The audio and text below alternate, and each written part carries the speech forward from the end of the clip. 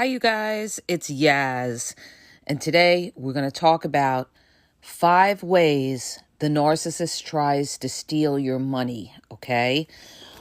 Money happens to be one of the supplies that the narcissist will seek, that they're going to put money on top, okay? Money carries a lot of weight when it comes to supply. A lot of narcissists will put a supply of money even above a supply of sex. But today I'm going to talk about how narcissists try to steal your money. 5 ways they try to steal your money. Number 1, I'm going to go through the most obvious and then get into it. Number 1 way a narcissist may try to steal your money is when you have, let's say, the broke, busted narcissist. The broke, busted narcissist doesn't have much going for themselves, all right? And so they're going to be the biggest love bombers. They're going to be the best love bombers because they're after a big supply of money, all right? This type of narcissist is going to put the work in because they're after a big supply, and that supply happens to be your money. So what they're going to do is they're going to love bomb you night and day, have you on the phone night and day, flood your phone with texts, make you feel like you are the greatest thing that ever walked into their life. They're going to kill you with charm, flattery, all right, because they're after a big supply of money. What they target is they target people who are looking for love and may be lonely and who may have something. They may own a home, they may have a business, they may have a successful career. And so they're going to target you, okay? And what is their goal in all of that? Well, initially their goal is to move into your house. This is what they want to do. They want to move into your house. And what's going to happen is they're going to move into your house. They're going to make themselves comfortable. They're going to try to entice you by saying things like, "Oh, I'll do this for you. I'll paint for you. I'll do that for you." Okay? Offering to help you. "I'll help you with the kids." This is another reason why they love to target single parents, all right? Because they know that single parents are overworked, have a large burden on their backs. And so they figure they're going to come in, they're going to offer their help to help them out because they know, they have a lot of pressure on them.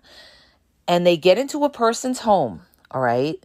Maybe you don't realize, you think this person is really falling for you. You let this person in, all right, into your home. What they're going to do is they're going to be okay for a little while, and then they're going to change up. They may not leave your house where you have to get a court order to get them out, all right? If they're there for a month or longer, it's not so easy to get them out. And what we're going to try to do is they're going to try to make what your home into their home. They're going to move into your place and they're going to take over. This is what they're going to do. They're going to take over and, try to take over your home. Some of them will even try to get you to put their name on the deed of your home. Another thing that they're going to try to do is try to open joint bank accounts with you. Don't ever, okay? I can't even believe that I have to say this because it's really common sense. Don't ever commingle funds with anybody that you're not married to, okay? So many people get into a relationship and they're playing house and they get joint bank accounts. They put the person's name on their home. They're lending them money. They're giving them money for a business. All right. It's not your job to build the narcissist up. Okay. Because you are not married to that person.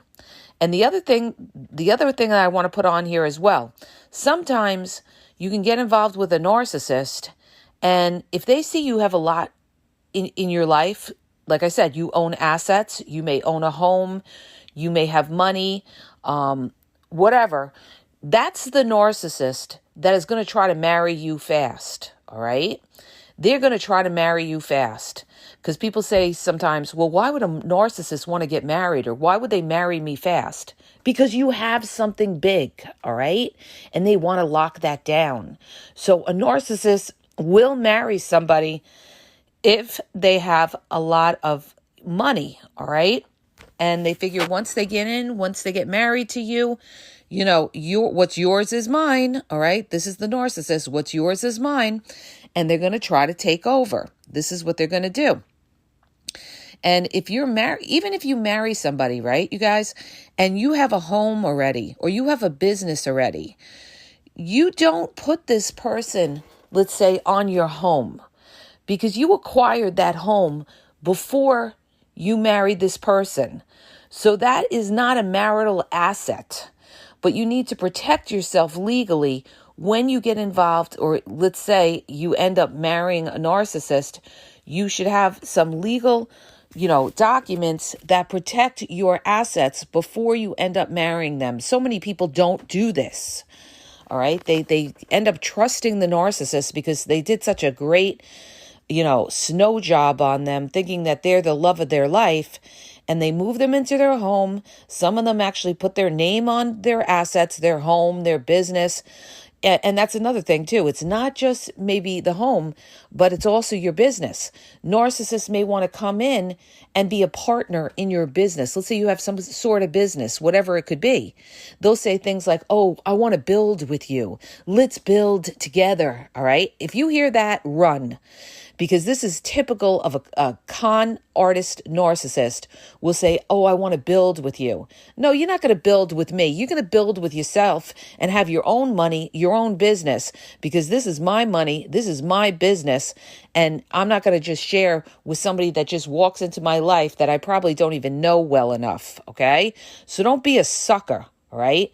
Don't be commingling funds, putting anybody's name on your house, on your business, or anything like that. And especially don't get any joint accounts with the narcissist. You're not married to this person. You don't have to have joint account. This is the difference between somebody married and somebody not married, okay? The narcissist wants all the benefits, and yet they're not putting in the work, okay? They're not putting in the work.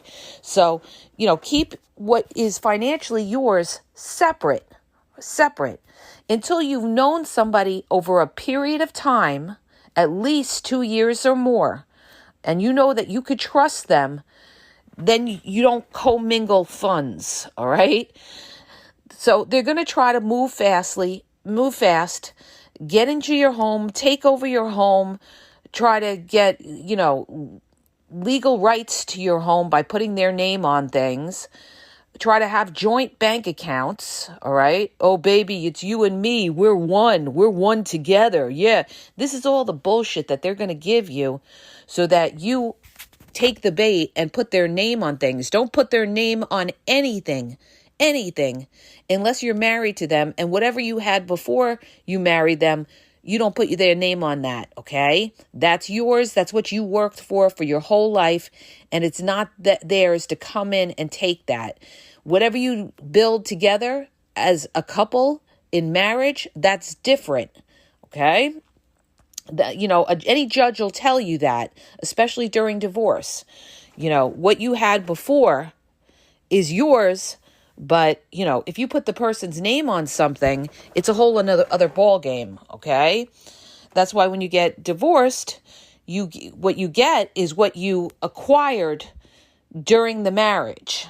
But that's why narcissists are going to try to get you to sign over papers for things. The other way that narcissists will try to steal your money is by using your credit cards.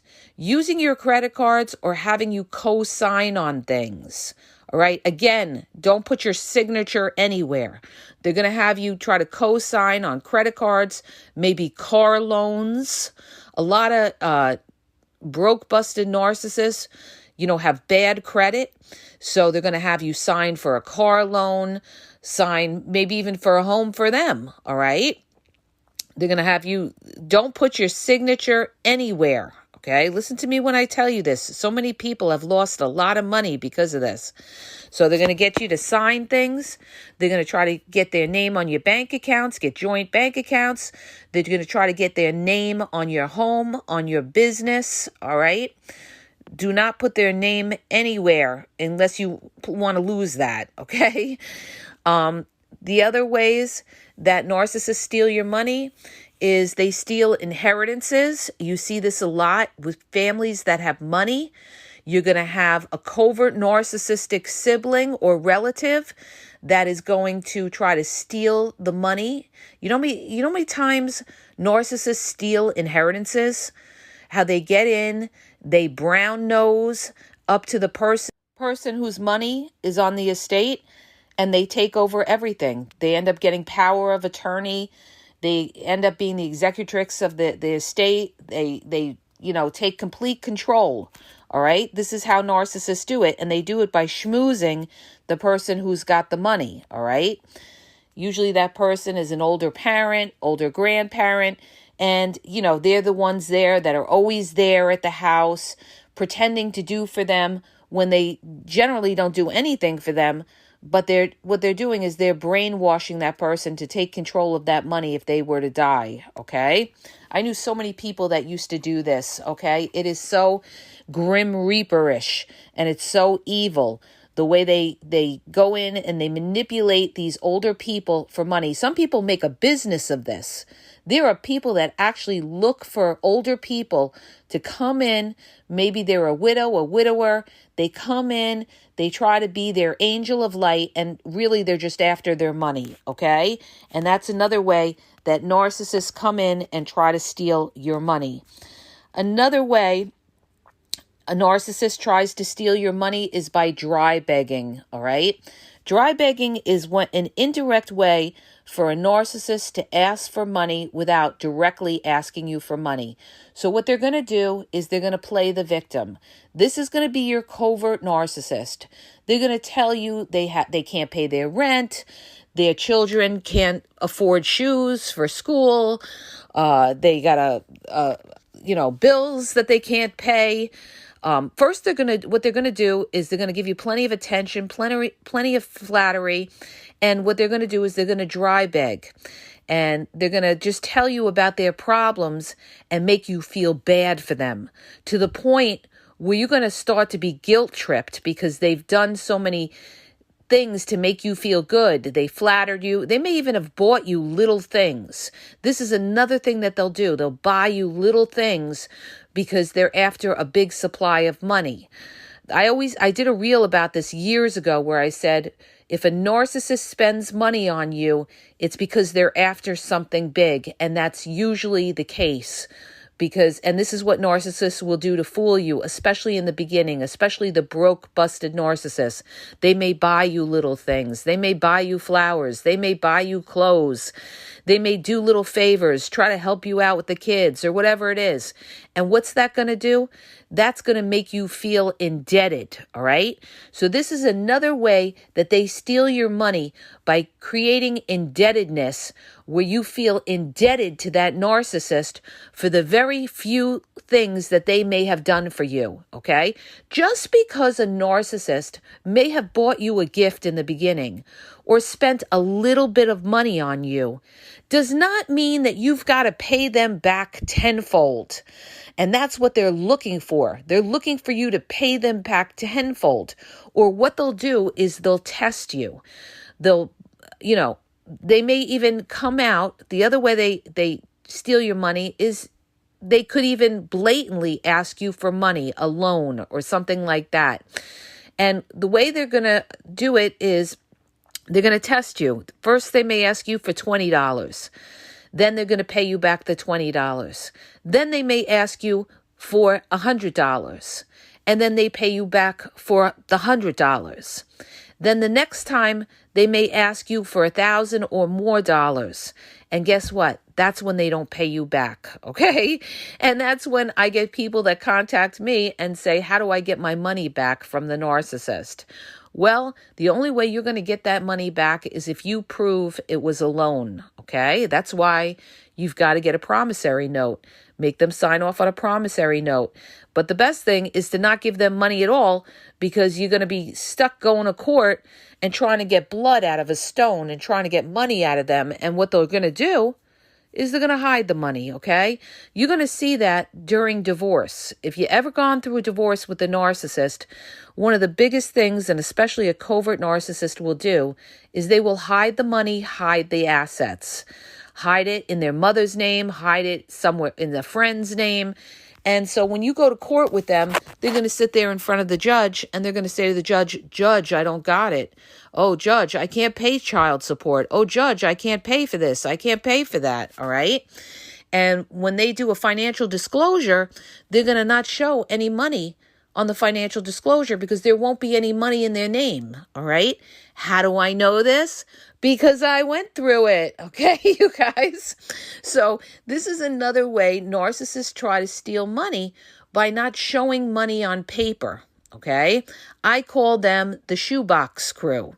These are people that hide money in shoeboxes or hide money, with family members in different names. And this is how, they steal your money, because they're going to sit there and say they have no money, and then you're not going to be able to get any money, and you're going to be the one paying for everything, for the children, for example, or paying for other things. All right. Now, the other thing you got to keep in mind, too, they do dry begging. They make you feel indebted. All right. They'll have you spending your money, and then they're going to be telling you they're broke. All right. This is another common tactic of the covert narcissist. They will always cry that they have no money. But trust and believe, because I've dealt with so many covert narcissists, I will tell you flat out, these people have money, okay? They will not show you the money. They will hide that money, okay? Even if you marry them, they will have a stash of money that you don't even know about, okay? So understand this. They have money, but they're going to tell you they have no money so that you spend your money, all right? And when they borrow money from you, they'll never return it unless they're trying to bait you, like I just explained to you, asking you for the 21st, then $100 bill, then paying you back, and then they bait you for the big amount, and then they don't pay you back. And when they borrow, when you do go to ask them for that money, they're indignant about it, okay? They'll be like, "I can't even believe you're asking me after everything I've done for you." See, the narcissist wants you to always feel like you're indebted to them. They've done so much for you. Meanwhile, they did like one little thing for you, or they spent very little money on you, but they're always going to throw back in your face, "I can't even believe you would ask me for money after all I've done for you," okay? And what is that going to do? That's going to make you back off, all right? And you're going to sit there and doubt yourself and say to yourself, "Well, maybe I shouldn't ask them for anything. After all, they did pick up my kids from school," okay? Or something like that, all right? But meanwhile, they're taking money from you, all right? So this is another thing that they'll do. They'll give you little gifts in the beginning because they're after something bigger. And by giving you those little gifts, later on, they're going to ask you for something big later on, and you're not going to be able to tell them no, okay? This is how they create that indebtedness, and this is how they will steal your money, because they'll put in 2 cents and they expect $100 out of you, all right? So, they will guilt trip you. This is what they're going to do. They're going to guilt trip you. So these are all the ways that narcissists, they try to steal your money, all right? So I don't care how much that narcissist love bombs you, you don't owe them anything. They're supposed to be there because they care about you, they love you. You are not married to this person. You got to keep that in mind. You're not married to this person.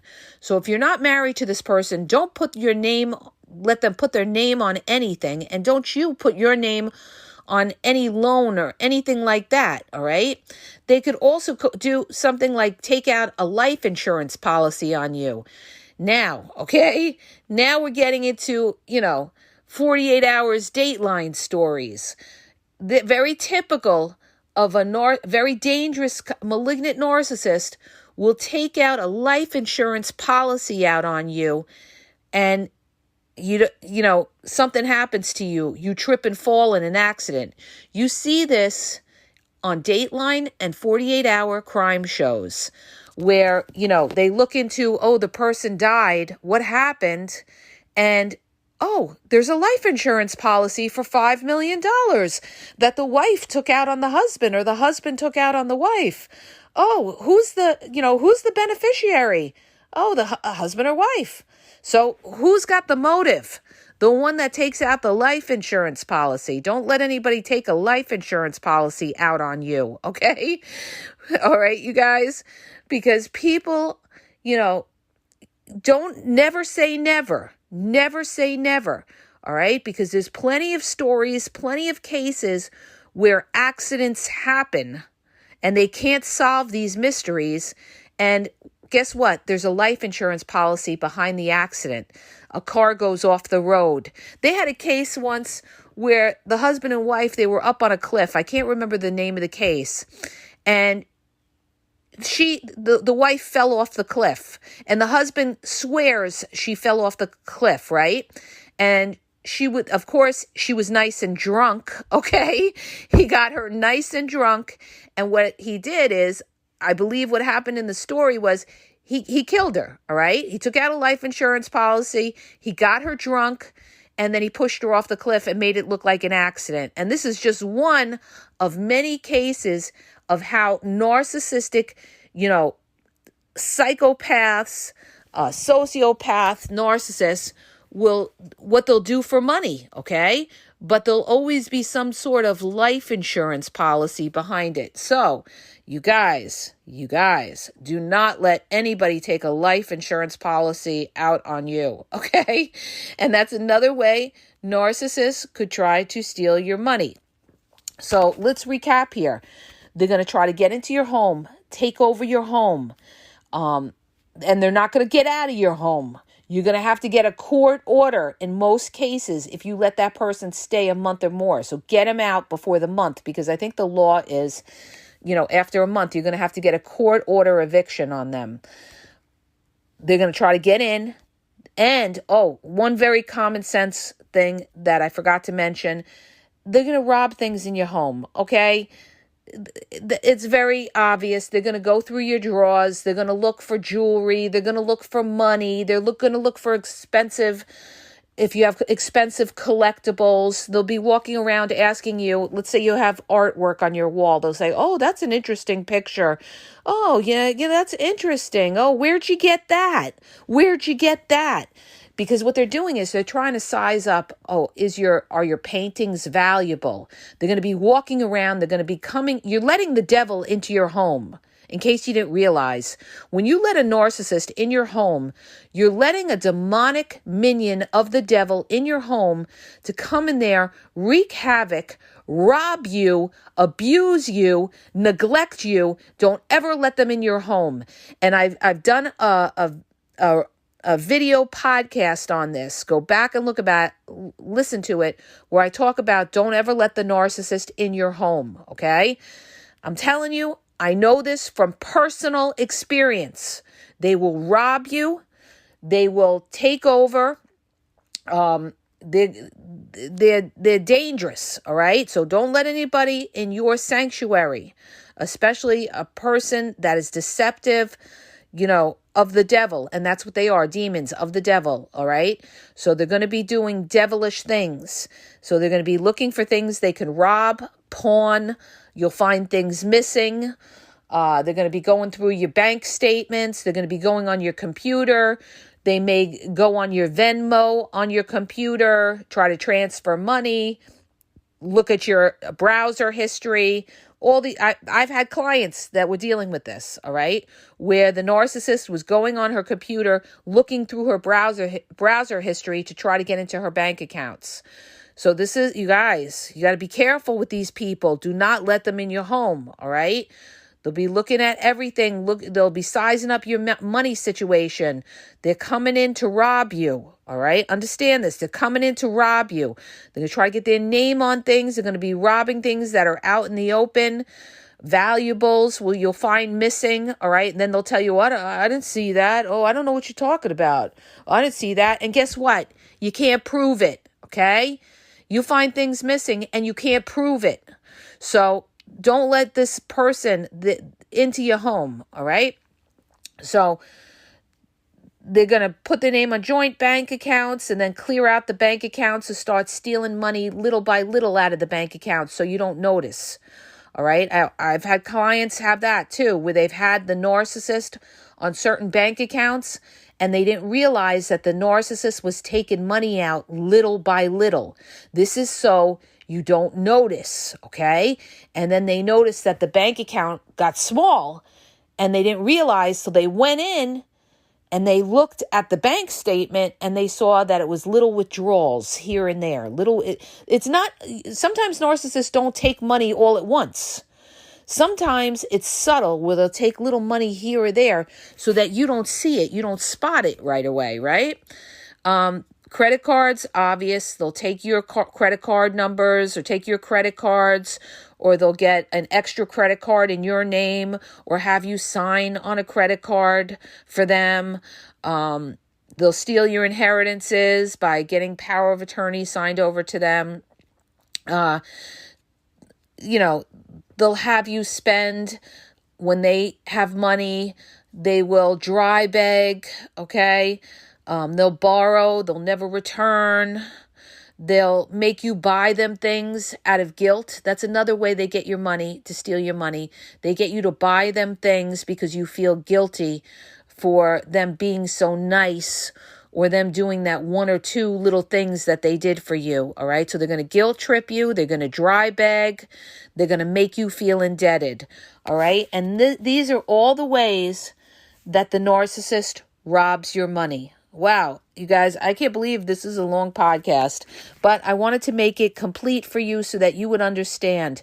Be careful. Do not commingle funds with anybody, okay? And if you do get married, whatever you bring into that marriage, you keep separate, okay? Whatever you're bringing into that marriage, that's separate from whatever you acquire with, let's say, the narcissist or whoever else you marry.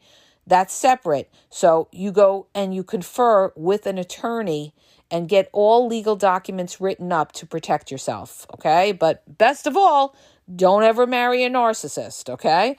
I hope that helps you guys. If it does, hit the subscribe button, share the podcast. If you're looking for confidential one-on-one phone coaching, check out the link in the bio at askyaz.wixsite.com/thegameexposed. I have limited time. Check out my YouTube where I lay it down on YouTube. Over 7,000 videos. There are a lot of videos. You should find what you're looking for on my YouTube channel. I cover almost all of narcissism at the Game Exposed podcast. Check out my TikTok at the Game Exposed, and Facebook, Instagram, you guys, is the Game EXP 123. And have a great day.